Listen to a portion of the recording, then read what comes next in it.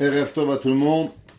J'espère que tout le monde il a passé une semaine extraordinaire.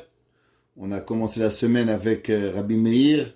On finit avec Rabbi Shimon Be'ezrat Hashem. Et on entend beaucoup de Mazal Tov. Donc on souhaite à tout le monde Be'ezrat Hashem beaucoup de joie.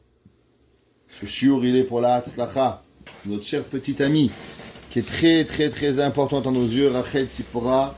Behemet que Kadosh Baruch Hu lui donne que toute sa vie, elle soit dans le chemin de la Torah, Ahavat Hashem, Yirat Shamayim, qu'elle donne beaucoup de nachat à ses parents et à ses grands-parents. Et qu'on a toujours, que chacun de nous ne voit que du plaisir dans ses enfants. Alors, la semaine dernière, on avait terminé avec Sophia Ali Chodbeta, Velechem Atzlut Lotochel. Vous vous rappelez que la Eshet Chayil, alors Sophia Halichot Beta, elle n'a pas le droit de l'employer, il n'a pas le droit de s'affamer. Parce que quand on s'affame, alors on n'a pas de force pour travailler. Et cette Eshet Chayil, Chaz Veshalom, elle prenait toutes les précautions pour véritablement arriver à faire ce qu'elle a à faire. Un jour, on a demandé une question au Shvut Yaakov. Le Shvut Yaakov, c'est un rave qui vécut au XVIIIe siècle, qui est un grand posek halachique. Et vous savez, il y a des donateurs de la yeshiva, des kolélim, puis toujours Baruch Hashem. Les yeshivot et les kolélim, ils vivent grave aux donations. Alors il y avait un jour un donateur, en face de lui, il y avait une yeshiva, et il donnait à la yeshiva. Et un jour, il a vu que les bachourim, ils fumaient, ils buvaient le café. Alors, il s'est fâché. Il dit, moi, je paye pas les gens pour boire un café. Moi, je paye les gens pour étudier. Et à la yeshiva, par exemple, il y a 100 bachourim. Dans les 100 bachourim, comme de partout, il y a des glandeurs, il y a des moyens, et il y a des bons. Il a dit au Rav, Rabbi, moi, quand je vais aller au Lamaba, moi, je paye pour avoir la yeshiva. Est-ce que je vais payer et je vais recevoir le sachar comme si que j'avais supporté, par exemple, 100 bons? Ou bien non, la réalité, une yeshiva, ça coûte $100 par jour, tu as donné $1 par bachour, ça fait 100 bachour, alors tu vas recevoir la récompense de 80 bons, 10 moyens et 10 glandeurs. C'est quoi le sachar que je vais recevoir dans le Olam Haba? Le Shvut Yaakov, il a dit, Chaz Veshalom, toi tu as payé la yeshiva, que la yeshiva elle coûte pareil pour avoir un glandeur ou un bon, c'est le même argent. Donc toi tu as le sachar de 5 bombes atomiques, de 100 personnes qui étudient la Torah.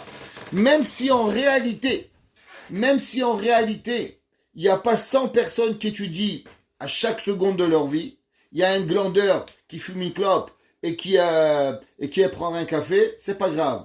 Toi, tu as le sachar comme si que tu as eu 100 élèves qui étudient la Torah. Il a dit, le Rav Meir Mazouz, exactement pareil. Imaginons, une femme, elle fait un effort. Elle dit à son mari, va à Tefila, mon mari. Moi, je vais accompagner les enfants à l'école. Alors, c'est difficile. Imaginez-vous en hiver. Le mari va à la Tefila. Ça demande que la maman, le matin, à 7h du matin, se réveille. Elle amène les enfants à l'école. Et maintenant, le mari, pendant la Tefila, il est en train de rêver, il compte les mouches. Le rabbin, il fait un cours, il écoute à moitié, il n'est pas d'humeur. La femme, un jour, elle va à la synagogue, elle voit son mari, il est là en train de rêver. Et là, elle se demande une question.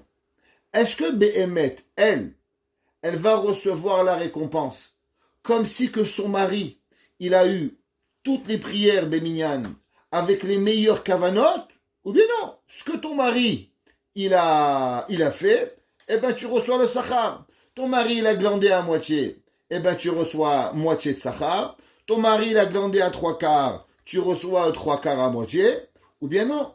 La femme a dit, moi, j'ai fait mon travail. Moi, j'ai des enfants à l'école. Moi, je l'ai poussé. Moi, j'ai tout fait pour qu'il soit un Talmid Chacham. Mais non, il n'est pas Talmid Chacham. C'est son problème, pas le mien. Il a dit, le Rav Meir Mazouz, de la même façon que le donateur, lui, c'est pas important combien l'élève il étudie. Lui, il a payé pour pouvoir étudier. Et même si l'élève il glande maintenant, le donateur il reçoit la récompense pareil. Pareil. Lechem atzlut lotochel. Il dit, la femme vertueuse qui amène son mari, qui lui dit, va à la Torah, va écouter le cours du rabbin Shabbat, je m'occupe des enfants. Et le mari est là, il tape la sieste pendant le cours du rabbin. Elle s'en fout. Elle, ba'olam haba, velechem atzlut lotochel. Elle ne va pas recevoir du pain de la honte. Pourquoi? À cause que Behemet, elle a investi. Ça veut dire que c'est extraordinaire. Ça veut dire que dans la vie, c'est vrai qu'on reçoit une récompense par rapport à ce qu'on a fait. Mais ici, Shlomo HaMelech, il donne à la femme un cadeau extraordinaire. Ça veut dire que une maman, ses enfants, ils vont à la yeshiva. L'enfant, il étudie, l'enfant, il n'étudie pas. Quelle récompense elle reçoit? Elle reçoit la récompense comme si que son fils, il a étudié la meilleure Gemara, le meilleur Rabbi Akiba Eger, le meilleur Shach, le meilleur Taz. Ah, mais mon fils, il est dyslexique, il comprend rien. Pas mon problème. Moi, si j'avais eu un enfant qui était en bonne santé, j'avais un enfant qui serait un ilouille, de 9h à 5h, il est à la yeshiva, alors que mon fils, il est dyslexique, pas dyslexique, il sait étudier, il sait pas étudier, le sachar, moi, je le reçois pareil. Pourquoi?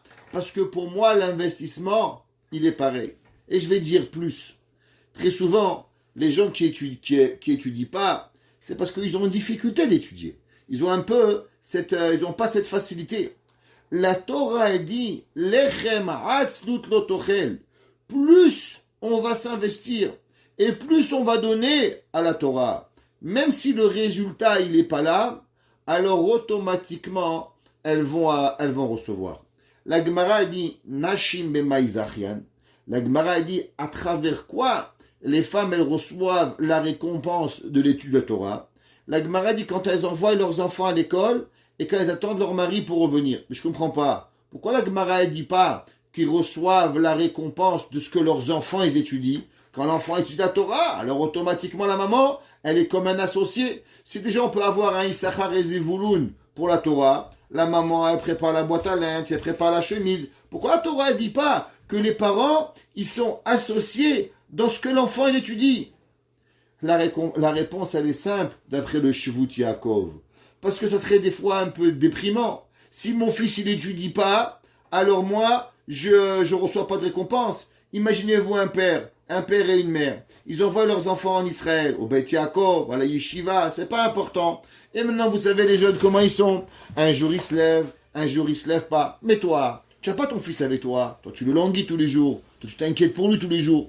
Qu'il étudie ou qu'il n'étudie pas. Toi, c'est l'angoisse, elle est pareille. Le souci, il est pareil. Alors, par rapport à quoi tu vas recevoir le Sachar? Il dit, le Shivut Yaakov, que pour toi, ça fait aucune différence. Que ton fils, il étudie à 100% de sa capacité. Ou que son fils étudie à 40% ou à 20%. Toi, tu reçois la récompense. C'est pour ça que la Gemara demande, Nashin b'maizachian. Avec quoi elles sont méritantes? Bien sûr que le mérite que ton fils, il étudie, tu es partenaire. Mais il y a quelque chose qu'on pourra jamais t'enlever.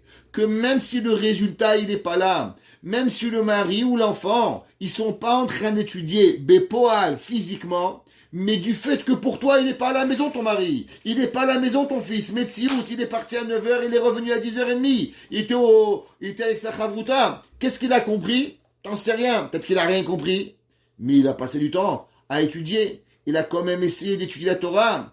Alors déjà, c'est suffisant pour pouvoir avoir le sachar que la Torah, elle va donner. Qu'est-ce que ça veut dire? Velechem atzlut lotochel. Il y avait un jour à Djerba. Vous savez, à l'époque, c'était pas comme maintenant, que tout est facile à recevoir. Avant, quand il arrivait Pessah, alors les gens, ils avaient tellement peur de Pessah qu'ils recevaient le blé entier.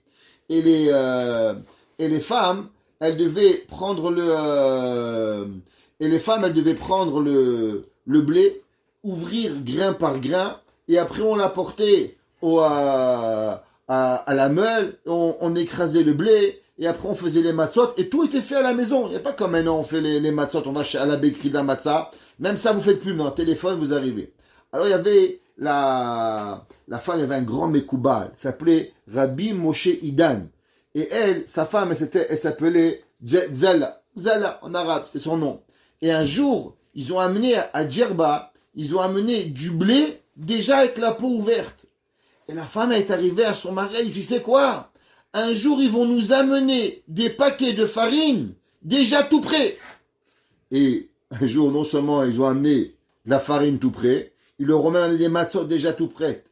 Et la femme de Rav Idan, elle a dit, sur ça, il a dit, Shlomo HaMelech, Velechem atzlut lo tochel. Elle a dit que Shlomo HaMelech, il nous a supplié qu'on nous enlève pas nos mitzvot de Pessah, qu'à Pessah, on doit faire, aller chercher. C'est quoi lechem atzlut lo tochel? C'est qu'elle voulait même pas que le blé, il arrive déjà ouvert. Elle voulait même, elle-même, ouvrir son blé. Pourquoi? À combien elle aimait la mitzvah de Pessah, à combien elle aimait la préparation pour pouvoir arriver à manger le kazaï de matzah. Alors elle disait, moi ce que j'ai envie, c'est que la mitzvah, elle m'arrive déjà depuis le départ pour pouvoir y arriver. Dans les Sfarim, il y avait des rabbanim qui allaient déjà couper le blé pour faire la matzah, s'assurer que le blé il était correct, et après ils arrivaient et ils donnaient ce qui devait arriver. Et cette femme de Rabbi Moshe Idan, elle était tellement triste, et ils n'avaient pas d'idée. Le jour où il est arrivé à Djerba, les matzot toutes faites. Le jour où ils ont vendu des matzot, elle allait mourir. Pourquoi? Elle dit ça, c'est Shlomo HaMelech qui nous a dit. Velechem atzlut lo tochel. À combien l'importance de vouloir accomplir les mitzvot qui sont correctement. Shlomo HaMelech, il écrit et il dit, Kamu banea vayasherua bala vayahalela. Qu'est-ce que ça veut dire? Kamu banea vayasherua. Se sont levés ces enfants. Ouais. Juste une seconde, on va essayer d'ouvrir pour que tout le monde y puisse voir. Shlomo HaMelech, il écrit dans Mishlei. Kamu banea. Ils se sont levés les enfants. Vayasherua. Et ils ont fait des compliments. Si on pourrait dire, Baala, ses enfants, Vaye Halela, et ils l'ont louangé. Alors il y a plusieurs questions sur cette partie de la. Il y a plusieurs questions sur cette partie de Eshet Raï. Quelle est la question? La première, d'abord, pourquoi c'est marqué Kamu Banea? Ils se sont levés les enfants. De où ils se sont levés? 1. 2. Baala Vayahalela. Le mari, il va la louanger. Tous les Mefarshim, ils demandent la question simple. Normalement, qui c'est qui devrait louanger le premier? C'est les enfants. Le mari, pardon. Et après les enfants. Pourquoi Shlomo HaMelech, il n'a pas dit Kam Baalea ou Banea? D'abord le mari et après les enfants. Quelle est la raison? D'abord, venez, on va voir qu'est-ce que Rashi, il nous dit. Rashi dit, c'est quoi le principe de Kamu Banea? Il dit, Mimishkavam umatsu mezonam muchan. Il dit, Rashi, est-ce que tu sais qu'est-ce que c'est une bonne maman? C'est pas la confiture. Une bonne maman, c'est qu'on a parlé souvent que tout est dans la achana. Tout est dans la préparation. Ça fait longtemps que je mijote cette idée et je dis souvent que si un jour je voudrais écrire un livre, c'est un livre qui parlerait comment préparer les gens à des situations. Généralement, tous les jours, on a des problèmes. Comme mes enfants, maman, j'ai des problèmes ce soir en mathématiques. Leur vie, c'est des problèmes. Ouais, vous connaissez la chanson. Mais en vérité, nos difficultés dans la vie, elles nous arrivent parce qu'on n'est pas préparé. Parce qu'on a oublié la achana. On a oublié la préparation. C'est pas pour rien que la Gemara a dit Amechin be'erev Shabbat, yochal be'Shabbat. C'est pas pour rien que la Torah, il y a un jour par semaine où elle nous envoie un message. Les enfants, mes garçons, mes filles, mes chéris, mes amours, vous voulez manger, préparez-vous. Ça, c'est dans le physique. Ça veut dire que la Torah, elle nous a envoyé un message extraordinaire. Que si on croit pour une seconde qu'on peut arriver à une spiritualité, on peut arriver à n'importe quoi dans la vie, sans qu'on soit préparé, c'est juste impossible. Il nous est impossible d'arriver à quoi que ce soit si on ne se prépare pas. On est obligé d'arriver à la préparation de quelque chose. Prenons Matan Torah. Matan Torah Shavuot, ouais. Matan Torah, ça prend de Pesach à Shavuot. Comment ça se fait qu'on doit tous les jours 1, 2, 3, 4, 5, 6, 7. Pourquoi? Parce qu'on doit se préparer. S'il n'y a pas de préparation, on n'arrive à rien dans la vie. Le Shabbat, le jour le plus saint du monde, le jour le plus kadosh, la Torah te dit, si tu ne te prépares pas au Shabbat, tu ne manges pas. Ça veut dire qu'en vérité, toutes les difficultés de la vie d'une personne, elles ne peuvent arriver qu'à travers s'il y a une préparation. Vous savez, un des moments les plus difficiles dans toutes les maisons, c'est un seul, le matin. Le matin, généralement, c'est la guerre. Un, il pleure, l'autre, il crie, l'autre, il ne veut pas s'habiller. Et il y a souvent des cris, pas dans les maisons où bien sûr le papa, il est là, la maman, elle est là. Je ne parle pas dans une maison où Béhémet, la maman, elle est dans le lit et dit, chérie, je veux dormir jusqu'à midi. Maman, elle dort jusqu'à midi, mais t'es pété du cerveau, quoi. Réveille-toi, prête pas tes enfants, après tu vas dormir. Qu'est-ce que c'est comme chinour qu'un parent il dort devant ses enfants? Tu es fatigué? Ça n'existe pas ça. Faut se lever, faut être prêt avant d'y arriver. Il dit Rashi, qu'est-ce que c'est la façon de donner à ses enfants une préparation journalière qui est correcte? Ça veut dire que vous voulez que la journée, elle se passe le mieux. Qu'est-ce que tu fais? Il dit Rashi, Kamu Banea, les enfants ils se réveillent, Mimishkavam, Umatsu Mezonam Mukhan. Il dit Rashi, tu veux avoir une journée extraordinaire. Tu veux que tes enfants, quand ils se réveillent, la tête elle est transformée. Il dit ben c'est simple. L'enfant il se réveille, il trouve la table mise, il trouve les céréales sur la table, il trouve le lait qui est déjà prêt. Qu'est-ce que ça fait? Je me dis mais c'est quoi de prendre la bouteille de lait et de la mettre sur la table? L'enfant quand il visualise que la maman elle a mis la table, quand la maman elle a préparé qu'est-ce qui arrive, ça veut dire il dit waouh, ma maman elle s'est levée avant moi, ma maman elle a pensé à moi, alors mon cœur il est rempli. Et si vous croyez que c'est une blague, Rav Moshe Feinstein, j'ai déjà raconté cette histoire dans un shiur. Un jour, la bar mitzvah de son fils, Rav Reuven Feinstein, il a appelé son fils la veille et il lui a dit mon fils, je suis désolé, mais je ne pourrai pas être à ta bar mitzvah demain. Demain j'ai une grande réunion et je ne pourrai pas y attendre. Alors, Rav Moshe n'était pas le jour de la bar mitzvah de son fils.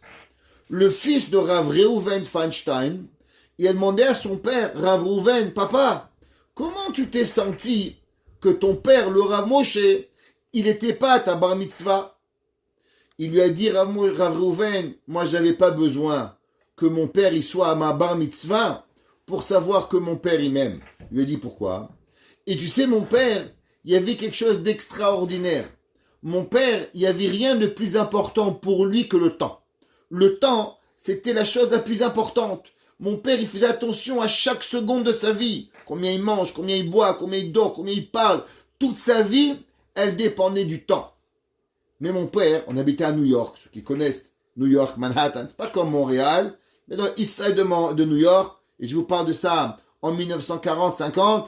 Il faisait pas très très chaud. Il faisait assez froid. Et mon papa, tous les matins, Rav Moshe Feinstein, il fermait sa Gemara. Et il prenait les habits de tous les enfants. Et il les mettait sur le chauffage.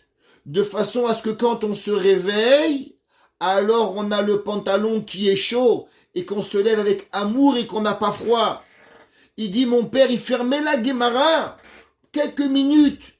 Pour que nous, quand on se réveille avec cette affection. Je savais à combien mon père, il m'aimait. Autre chose, il lui a dit, moi, je m'assoyais toujours à ma droite de mon père, et peu importe les rabbanim qui pouvaient venir, mon père n'a jamais donné ma place. Et là, je savais à combien j'étais important aux yeux de mon papa. Ça veut dire quoi? Si Rav Moshe Feinstein, il a pris de son temps si précieux, où Rav Moshe, il aurait pu écrire une autre lettre, Rav Moshe, il aurait pu écrire encore, permettre une autre aguna, il aurait pu permettre encore un produit kasher à l'époque. Chaque seconde de sa vie il était précieux. Mais il a donné ce temps-là pour faire transmettre l'amour à ses enfants. Alors croyez-moi, quand vous mettez le bol de céréales, le lait et les céréales sur la table, il dit Rashi, Kamu Banea, tes enfants, ils se réveillent et ils voient que tu as pensé à eux, va y chez roi. Ils vont te louanger. Comme ça, Grachi et Rabbi Moshe Kimchi et le Meiri répondent. Et il dit, Rashi continue et il dit, qu'est-ce que c'est Bala Vaya Alléluia. Le mari il va se réveiller et il va te louanger. Il dit Rashi, ou mehalel ou meshabeach otam, al zrizuta venoam midotea. Il dit, le mari, qu'est-ce qu'il cherche chez une femme? Ouais, alors, qu'elle est belle, marie-toi avec une Barbie alors. C'est ça que tu veux. C'est quoi? Qu'est-ce que c'est? Qu'est-ce qui amène une maison où Behemet, on trouve de la Ahava, de la Achva, de la Yirat Shamaim? Il dit Rashi qu'il faut avoir deux qualités. La première qualité, comme on a parlé la semaine dernière, c'est de ne pas être feignant. La feignantise chez un homme, chez une femme, chez un enfant, catastrophe. Le début de la fin. Quand il y a la feignantise, on arrive à rien du tout. Il faut que la personne, quand le mari voit que sa femme, elle est debout, quand les enfants, ils voient papa, il est debout, il est à la tefila, maman, elle est là, tout le monde, il est debout en train de se réveiller. Waouh! Midat azrizout. Venoa midotea. Et ça fait montrer à combien elle pense à nous, à combien elle est douce, ces midot. Il dit Rashi, ça c'est seulement un machal. Tu veux ce que ça veut dire le nimshal? Il dit Rashi, va nimshalu a Torah, shekamu banea elu atalmidim. Il dit c'est qui? C'est qui les enfants? Il dit les enfants, c'est les élèves de la personne. Ou Baala, ze hakadosh baruch hu. Et il dit, et c'est qui le mari? Il dit, eh ben le mari, c'est Dieu. Ou shneem yachad me'alim otam. Il dit à combien la personne, Dieu et nous, chaque humain, on doit être mehalel la Torah. Kamu banea vayasherwa. Kamu banea, on se lève les élèves, on est heureux de la Torah. Bala vayalela. De la même façon qu'un homme, il aime sa femme. Pareil, Boré Olam, créateur du ciel, il arrive, Behemet, et il aime la Torah. Le verset, il dit, que Kadosh Baruch Hu, il dit, Loulé oti shachechu, vetorati shameru. Il dit, peut-être que moi, il m'aurait abandonné, Dieu, il dit, Loulé oti azevu, vetoratecha, et ma Torah, shameru, ils ont gardé. Que Kadosh Baruch Hu, il dit, la Torah, on doit la garder. Donc, Kamu Banea Vayashirwa, la Torah, elle est présente. La Torah, elle est à nos côtés. La Torah, on doit faire attention à elle. À combien on doit avoir? Hier, j'étais au téléphone avec une jeune fille. Et malheureusement, elle voulait se convertir à l'islam. Et dans la discussion, Khmana Etzlan, jeune fille juive de chez nous, ouais, elle voulait se convertir à l'islam. Alors, elle me parlait, elle me disait que la Torah, c'est dur. La Torah, c'est compliqué. La Torah, il y a beaucoup de contraintes. Alors, je vous donner un machal, et je pense que ce machal, il est magnifique, et j'aimerais partager avec vous. Je pense que c'était Siyata d'Ishmael que je m'a donné. Je lui ai dit, dans la vie, il y a ce qu'on appelle, chacun de nous, chaque juif, il naît avec un diamant. Il y a le monde, et le monde, il est composé de milliers de tentations. Mais dans le monde, il y a un secret. Ce secret, c'est un diamant extraordinaire. Et Akadosh Baruch Hu, il choisit certaines personnes dans le monde pour pouvoir donner une part de ce diamant.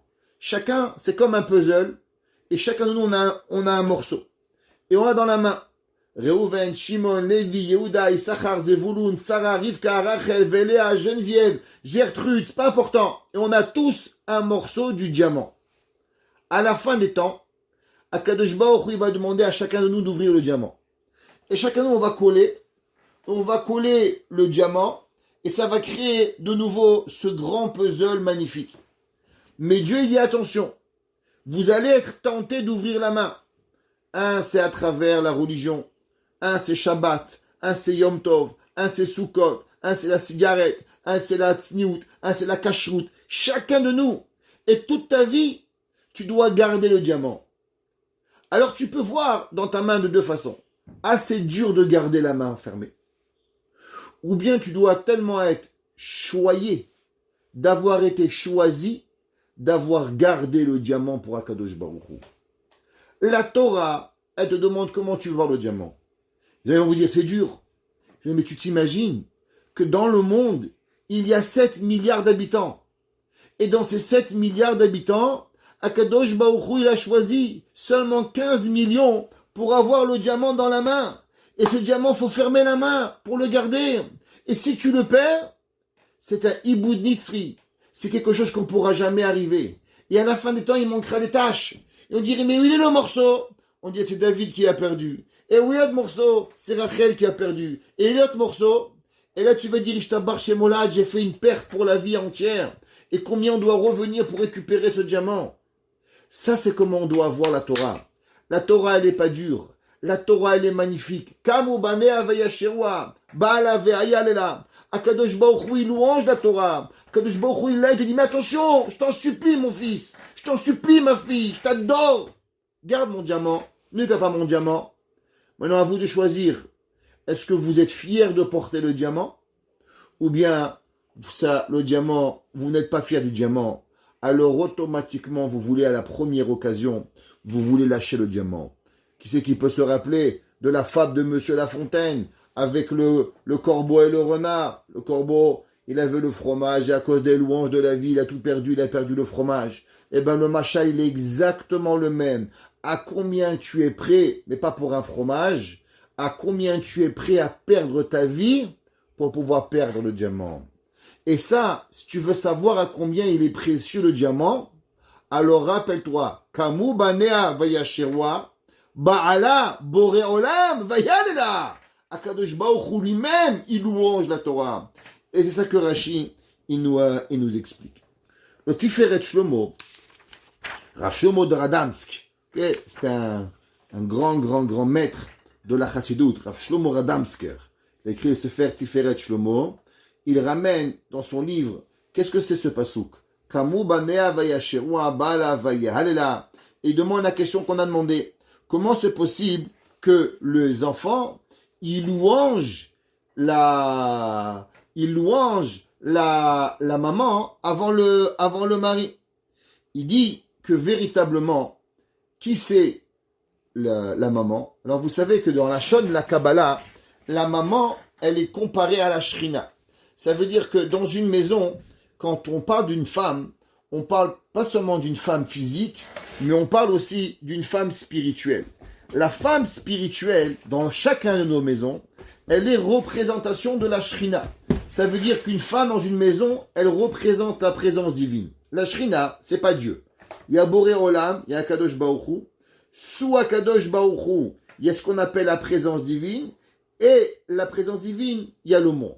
Il y a entre Dieu et la Shrina, il y a les tzadikim. Généralement, c'est qui? C'est les Avot Akdoshim. Les Avot Akdoshim, ils sont Dieu, eux et la Shrina. Ils sont au-dessus de ce qu'on appelle Merkava la Shrina. Ils sont au-dessus de ce qu'on appelle la Shrina Kedosha. Qui c'est qui connaît la Shrina? Il dit le Radamsker, il dit Ach haremez la Shrina Akedosha. Shenikreet Isha. Il faut savoir que quand tu dis dans le monde une femme, alors chez les Goïm, tu dis une femme, tu parles de Barbie. Dans la Torah, c'est pas ça. Dans la Torah, une femme, elle est représentative de la Shrina, de la présence divine de Akadosh Baruch Hu dans ce monde. De la même façon qu'une femme, elle donne la vie dans ce monde, elle s'appelle Chava Lekol Chai, celle qui donne la vie à l'éternité. Pareil, nous, quand on pense à la mère spirituelle, à qui on pense à la Shrina, que la Shrina, c'est elle qui fait résider la présence de la vie dans ce bas monde. Ou Knesset Israël. Et on sait que le Ham Israël, ce qu'on appelle la société de Ham Israël, ils sont appelés Banim. Comme c'est marqué dans la Torah, marqué dans Tikkun Zohar, c'est marqué Banim atem Hashem Elokechem. Qui c'est qui est appelé les enfants de Dieu? Il n'est pas appelé les enfants de Dieu n'importe qui. Il est appelé les enfants de Dieu, le Ham Israël. Atem Kiruyim Banim. On a un titre particulier. Comme j'ai dit au départ, on a été choisi. The Chosen Nation. C'est la nation choisie. C'est quoi? La même façon qu'on a dans notre main un ADN particulier. On a dans notre main ce diamant extraordinaire que Dieu te demande. Je t'en supplie, ne lâche pas ce diamant. On sait qu'on a parlé souvent que de la même façon qu'il y a eu un mariage entre Yaakov Avinu et Rachel. Le mariage de Yaakov et Rachel, il est dans la Kabbalah, si on pourrait un peu parler comme ça, il est le mariage entre Dieu et Am Israël. C'est ce qu'on appelle pardon, la Shrina et le Am Israël, cette rencontre qui est là. Et quand on prie de Yaakov, de Rachel, des Sphirot, qui est cette union entre Yaakov et Rachel, qui est entre Akadosh Baruch Hu et la Shrina. Dans le verset, c'est marqué quelque chose d'intéressant, que Rachel Imenu, à un moment, elle dit à son mari, ouais, Havli Banim, donne-moi des enfants. Et là, la question, elle est terrible. Qu'est-ce que ça veut dire Havli Banim? Est-ce que Rachel, pour une seconde, elle croyait que Yaakov a vu nous, il donne des enfants? Qui c'est qui ne connaît pas que c'est Boré Olam qui donne des enfants? La Gemara dit qu'il y a trois clés que Kadosh Baruch Hu il a. 1, la clé de la vie. 2, la clé de la pluie. 3, la clé de la vie et de la mort. Kriatametim. La vie, ça dépend de Kadosh Baruch Hu. Il n'y a personne, il n'y a pas un rabbin au monde qui peut te dire tu auras un enfant si le bon Dieu veut pas que tu aies des enfants. En quoi Yaakov a vu nous? Rachel a dit Avli Banim. Rashi, pour répondre à cette question, Rashi dit que Rachel, elle lui a dit, c'est pas juste ce que tu as fait. Ma sœur et moi, on était 2 akarot. On était 2 femmes qu'on pouvait pas avoir des enfants. Et ma sœur, elle a eu des enfants. C'est pour ça que maintenant, toi, tu as eu des enfants avec ma sœur, mais toi, tu pries plus pour moi. Si toi, tu avais pas eu d'enfants et j'étais marié seul avec toi, alors toi et moi, on aurait prié et maintenant, on aurait des enfants. Mais du fait, maintenant, que toi, tu as déjà eu des enfants avec ma sœur, alors ta prière, elle n'est pas aussi puissante. Ta prière, elle est que pour moi. Mais toi, tu pries pas pour toi. C'est pour ça qu'il a dit, Havli Banim. Prie, s'il te plaît, pour moi, comme si c'était pour toi. Comme ça que Rashi, il explique ce que Léa Imenu, elle a demandé à Yaakov Avinu. En un mot, elle a senti que Yaakov Avinu, il n'était plus tellement, comment dirais-je, profond dans sa tefila. Pourquoi? À cause que lui, il a déjà eu des enfants. Et du fait que lui, il avait déjà eu des enfants, alors on ne peut pas comprendre la douleur d'une personne qui a pas d'enfants comme une personne qui a déjà eu des enfants. C'est comme ça. Et Rashi dit, Vechi kach asa avicha leimecha ve'alo itpalel alea. Il lui a dit que ton père, il a prié pour ta mère. Alors, moi aussi, je veux que tu pries pour moi pour avoir des enfants. C'est-à-dire que quelque part, Rachel avait une ta'ana sur Yaakov Avinu. Le Radamsker, il dit, venez, on va comprendre ce pasouk. Comme on a expliqué que Rachel est la Shrina. Rachel ramaz la Shrina. Comme on a déjà expliqué que Rachel, elle représente la Shrina. Havali banim, c'est qui? La Shrina, elle demande à Dieu. Yaakov, c'est la représentation Kaviachol de Akadosh Baruch Hu dans ce bas monde. Et elle dit, Avali banim, Knesset Israël yazminu oti. Elle dit, j'aimerais que le peuple juif, il me connaisse. Je veux que le peuple juif, il sait qui je suis. C'est quoi la Shrina? Ki ak shekaviachol Akadosh Baruch Hu yodea be'atzmo ma'alat Shrina kedosha. Il dit, bien sûr, Dieu, il connaît, c'est quoi la Shrina. Il sait ce que ça représente, la présence divine dans ce bas monde. Afal piken, ika retsono itbarach shemo, sheiye itaruta adiltata mi bnei Israël shem abanim, ve'ema yasherua ve'achakar ba'ala vayalela. Il dit le Radamsker, tu sais, c'est quoi la volonté d'Akadosh Baruch Hu? La volonté de Dieu, c'est que le peuple juif, il comprend ce que c'est le monde. Il comprend ce que c'est la sainteté. Il comprend, Be'emet, l'importance d'être avec Akadosh Baruch Hu. Il comprend l'importance d'être en Kedusha. Et le jour où Akadosh Baruch Hu, il sait que le peuple juif, il a compris, Kamu Ba'ale Havaya Sherwa, Ba'ala Havaya Lela. Seulement après Akadosh Baruch Hu, il peut comprendre, il va louanger la Shekhinah.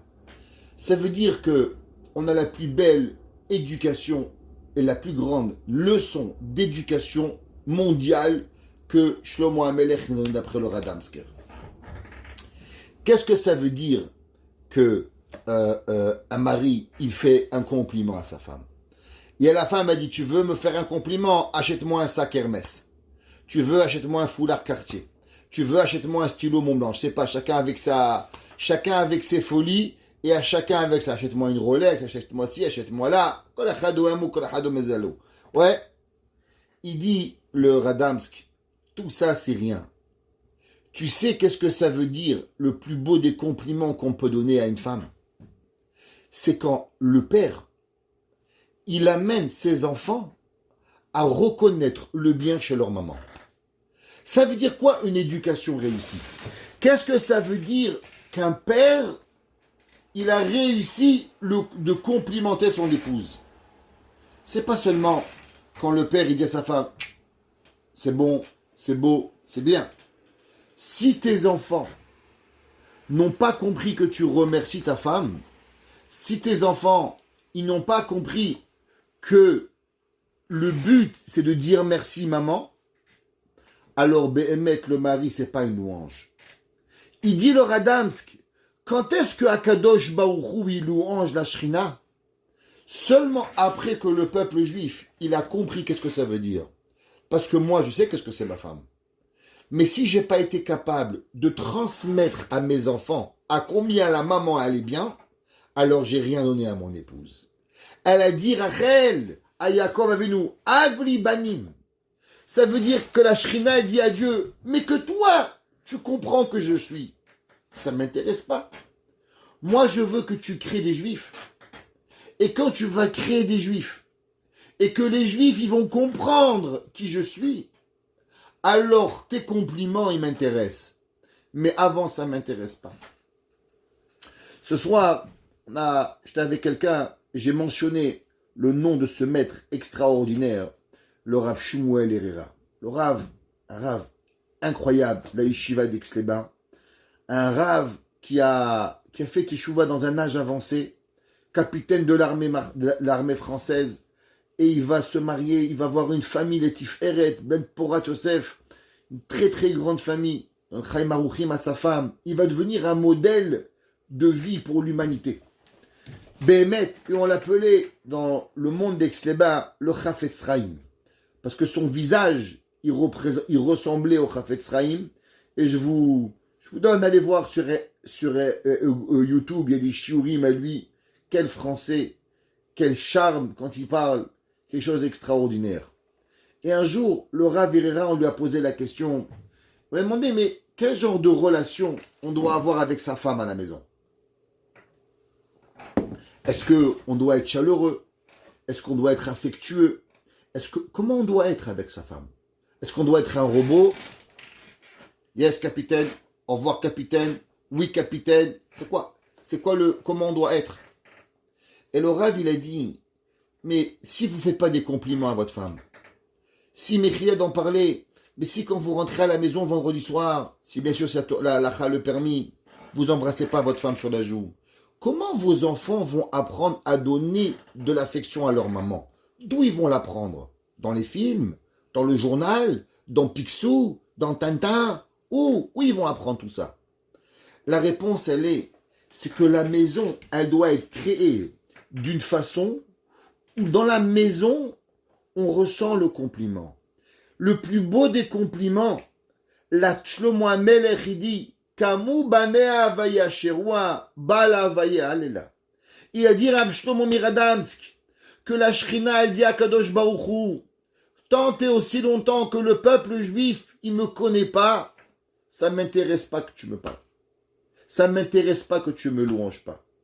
Une maman a dit à son mari, chérie, si toi tu me parles bien, mais si devant les enfants tu me parles mal, si mes enfants ils comprennent pas combien je fais, comment tu veux Béhémet qu'on y arrive? Kamu banea avaya sherwa. Quand les enfants ils louangent la maman, alors Béhémet bala vaya alela. C'est là, ce moment-là, que Behemet, la maman, elle est prête à recevoir les compliments qui sont véritables. Il dit le Metsudot, qu'est-ce que ça veut dire Kamu? Il dit Ba'avur kolze Kamu banea ou ba'alea meshabrim ou me'alelim ota. Il dit que l'attitude de la maison, elle doit être dans une ambiance où toute la famille, le mari, les enfants, n'ont qu'une seule envie. Kamu banea, tu te lèves le matin, il y en a, ils se lèvent, c'est Tcharbeb. Il y en a qui disent, attends-moi, il me prend 3 heures pour que je me réveille, je peux pas parler, je suis pas de bonne humeur, je suis pas comme si. Oh, madame, monsieur, les enfants, il y a une maman, faut faire un sourire. Kamou Banea. Comment on arrive à ce que la maison, quand les enfants ils se réveillent, ils ont envie de dire merci maman. Le mari il a envie de louanger sa femme. Comme on a dit au début, parce que ça se passe à travers le travail de la maison. Le Zera Shimshon, il dit, mais après tout, la maman, elle peut se dire, mais qu'est-ce que j'en ai à faire si eux, ils seront pas des bonnes personnes. Bon, ils voient pas ce que je fais. Et des mamans, ils disent, moi, je fais pour Dieu, je m'occupe de vous, et ça s'arrête ici. Est-ce que c'est ça l'attitude? C'est quoi la louange à une maman que ses enfants, ils la louangent? C'est bien pour eux, c'est pas bien pour moi. Comme il disait mon père, mon fils, moi je suis éduqué, c'est toi qui n'es pas éduqué. C'est toi qui vas pas être un bon garçon, c'est pas moi. Moi je suis marié, j'ai des enfants, à toi. C'est quoi le but? Il disait Rachim Shon, vous n'avez rien compris, messieurs et mesdames. La Gemara, elle nous apprend dans Masechet Yoma. La Gemara, elle dit qu'il y avait un Rav qui s'appelait Rabbi Shmuel ben Kimchit. Qu'il y avait, vous savez, dans le temple, il y avait le plus grand des kavod qu'on pouvait recevoir dans le peuple juif. C'est quoi? C'est pas que tu es un petit rabbin beau gosse. C'est pas que tu es riche. C'est pas rien. C'est de savoir Behemet qui tu es. La plus grande des choses qu'on peut avoir dans l'homme qui réfléchit, la plus grande des louanges qu'on peut te dire qui tu es, c'est que tu es un homme émet. Le monde, il est plein de sheker.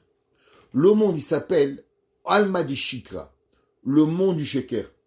La Gemara a dit que Rabbi Shimon Bar Yochai, quand il est monté en haut, on lui a demandé qu'est-ce que tu as vu en haut, et il dit Olam Hafuch Raiti, j'ai vu le monde à l'envers. Les gens que je pensais ils étaient en bas, ils étaient en haut, et les gens qui étaient en haut, ils étaient en bas. Ça veut dire que souvent dans la vie, on pense ah celui-là il est bien, c'est pas vrai, il est pas bien. Celui-là il est pas bien, Behemet il est bien.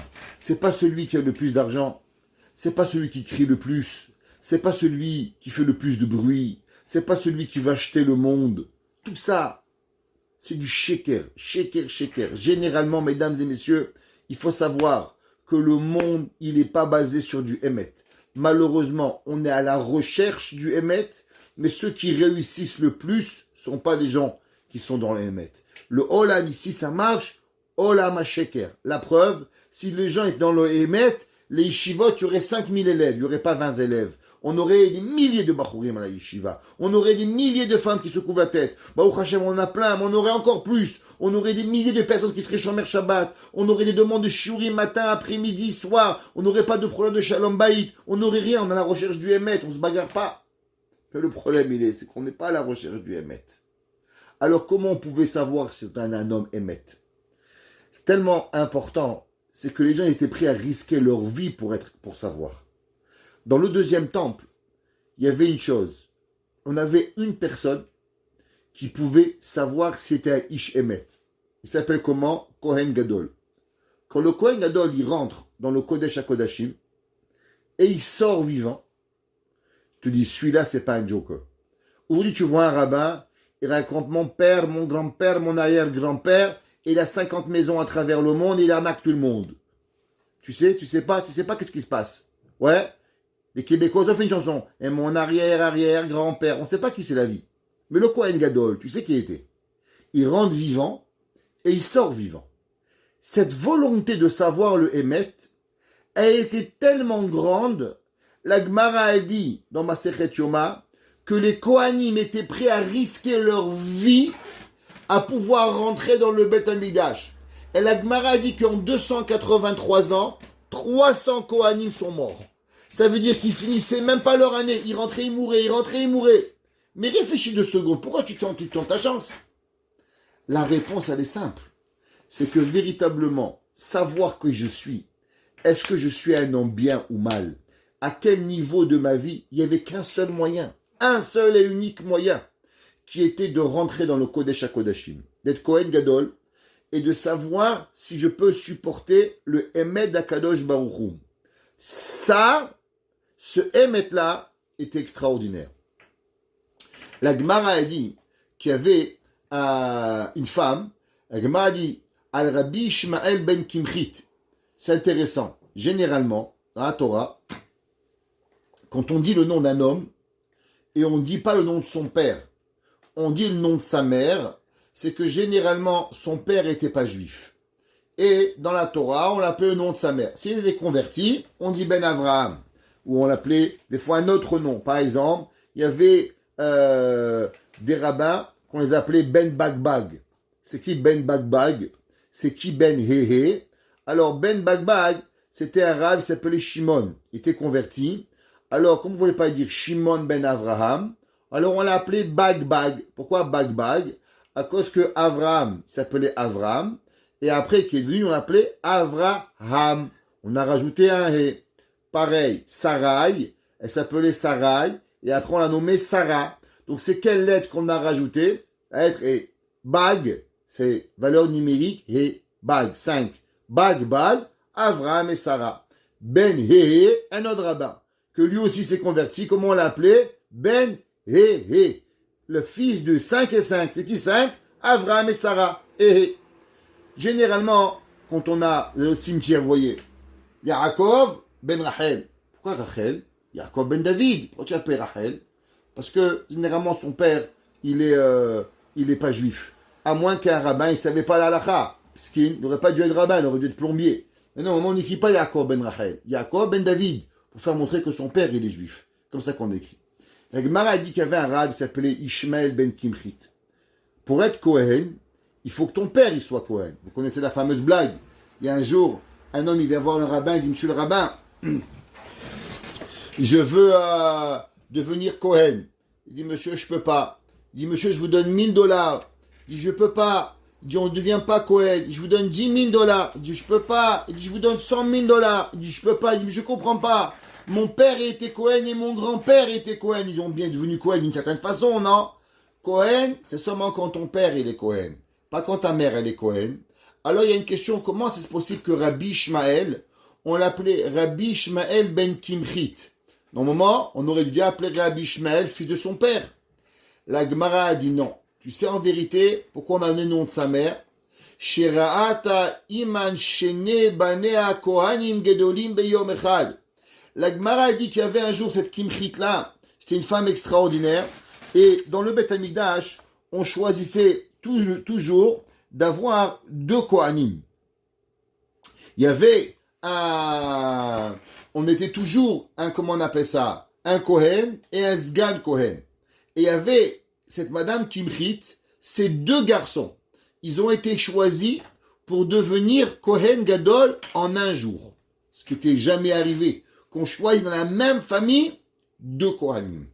La Gemara, ils lui ont demandé, Amroula Rabbanan, Ma ra'ita shezachita lekach.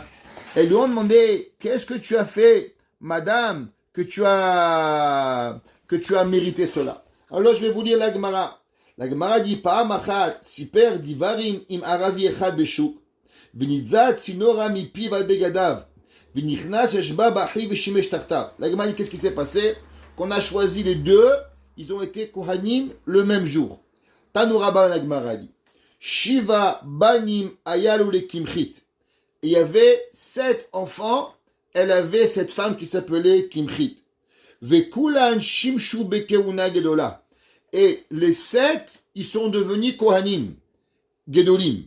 Et 2, le même jour. On a choisi 2 de ces enfants, le même jour Kohanim Gedola.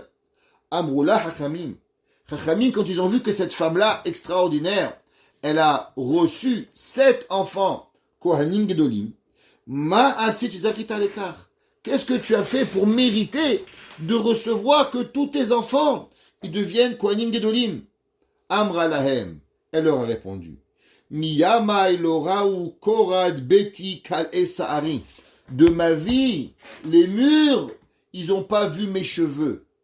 Si vous vous demandez comment c'est possible, moi j'ai connu une madame, j'ai connu son fils, que son fils il m'a raconté que comment sa mère elle se lavait les cheveux.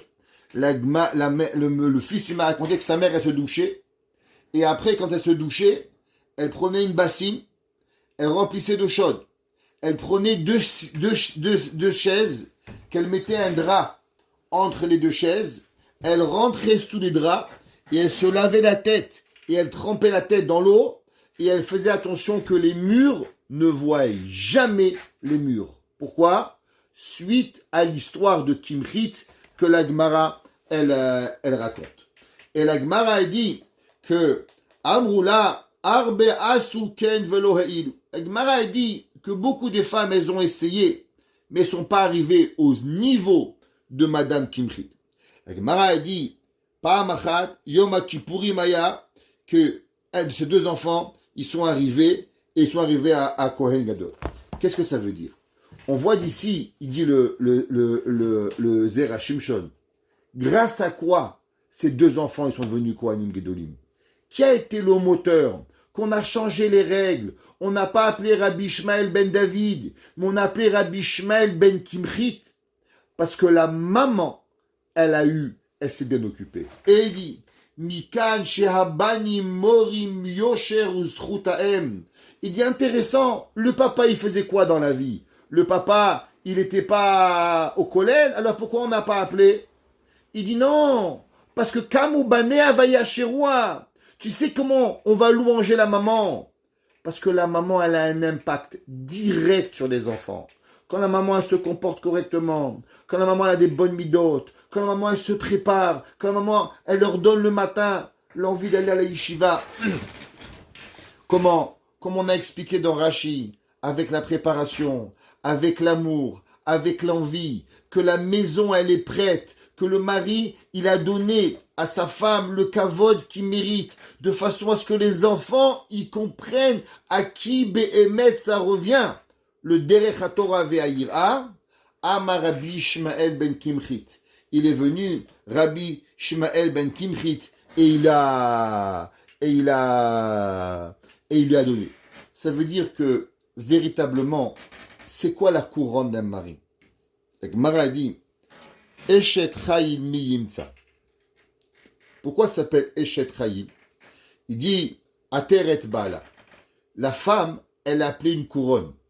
Et la Gemara, elle écrit et elle enseigne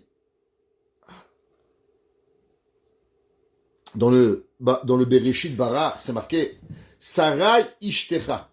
Akadosh Baruch Hu, il dit à Avram Avinu, ta femme Sarah, elle va pas s'appeler Sarai, elle va s'appeler Sarah. Il demande pourquoi Akadosh Baruch Hu, il a dit à Avraham, ta femme Sarah. Il dit, le Midrash, Ba'ala nit'aterba. Tu sais ce que c'est la couronne d'un homme? La couronne d'un homme, c'est sa femme. Mais intéressant, c'est jamais écrit que la couronne d'une femme, c'est son mari.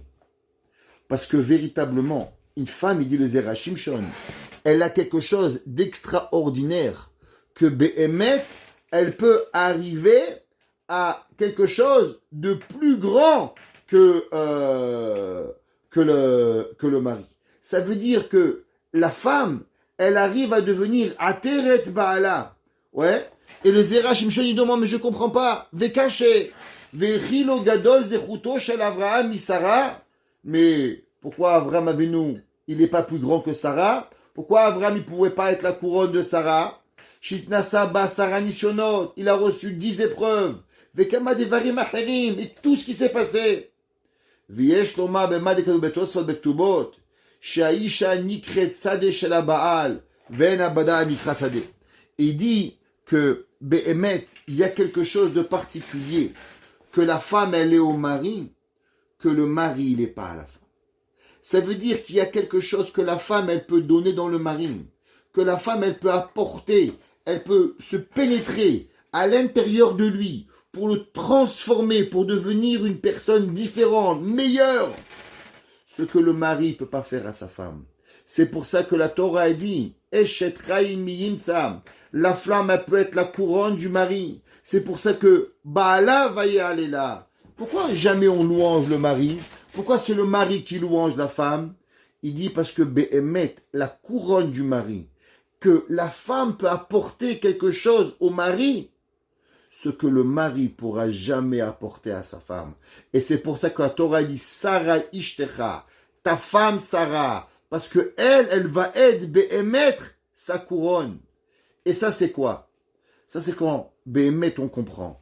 Si le mari comprend pas ça, si on comprend pas l'effort, si la femme elle peut tout perdre en disant moi je vais dormir le matin, alors elle ne voit pas ses enfants. Si on n'est pas là à vouloir s'investir, mais pour ça, il faut être, comme il a dit Rashi, dans la préparation, se lever avant, voir, créer l'ambiance, rendre la maison magique. Ce soir, j'ai dit à un couple qui était chez moi, je leur ai dit, c'est quoi le thermomètre d'un couple heureux?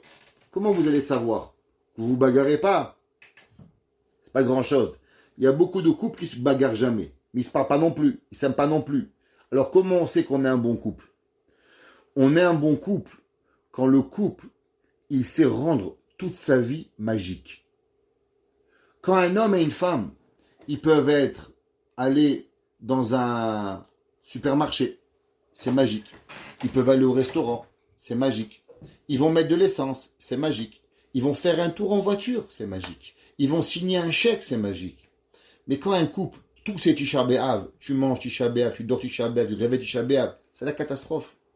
La magie, Kamu Banea Vayashirua, quand même tu te réveilles de ton matin, t'as encore rien fait, t'es juste debout, mais t'es heureux d'être debout, t'as rendu ta maison heureuse, parce que t'existes.